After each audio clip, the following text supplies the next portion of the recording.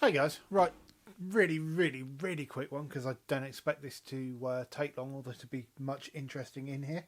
I have my lunch, so we'll pop that away. So we have here a 256 gig solid state drive. This came out of a machine that had allegedly been refurbished by an Amazon seller. There is absolutely no identification on this. I cannot work out who produced it. Really, there is nothing on it. Even looking at this number doesn't produce a lot. So I thought, given that it's dead, any attempt to format it causes problems. We can prise it apart and have a look, see what's going on. So we have no screws, so I guess it's straight into brute force and ignorance on this one. Let's just budge this out.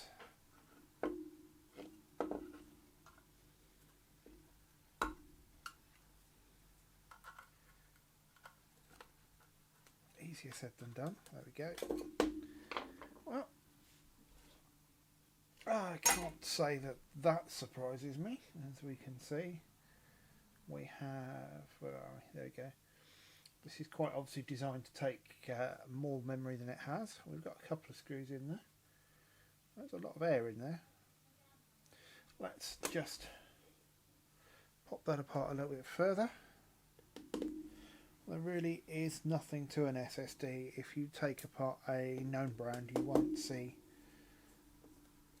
an awful lot of difference to what's in here. As per usual, the metalwork stays separate. Screws go in the screw tub. And what have we got here? Nothing surprising, I don't think.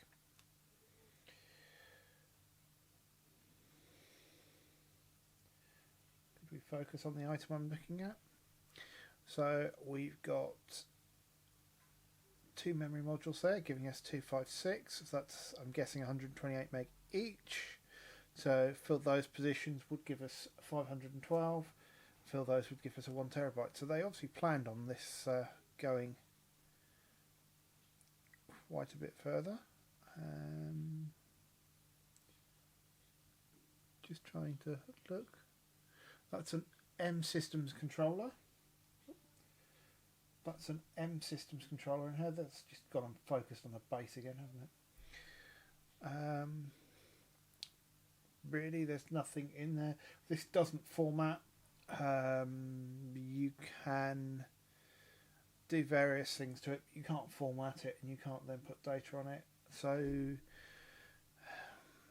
I'm not sure it's worth even really going any further with this in terms of rescuing it. I could reflow it. But the trouble is this is only a cheap one. It is slow.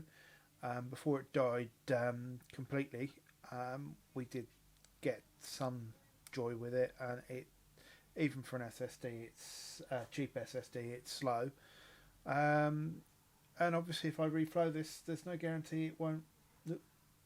Obviously if I reflow this, there's no guarantee it's not going to die again. So as I said, that's a really quick one. That's what's inside an SSD.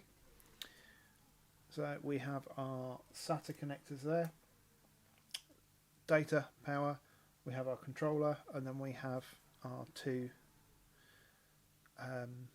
chips of flash memory. I'm not sure what kind they are. And again, so I thought I'd locked off the focus on this.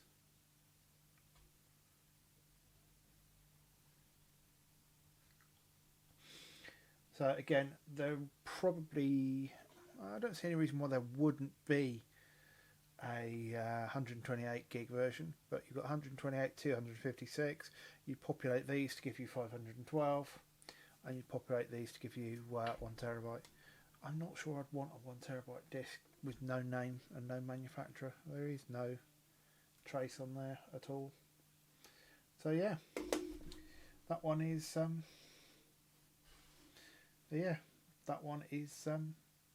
toasted. Take care.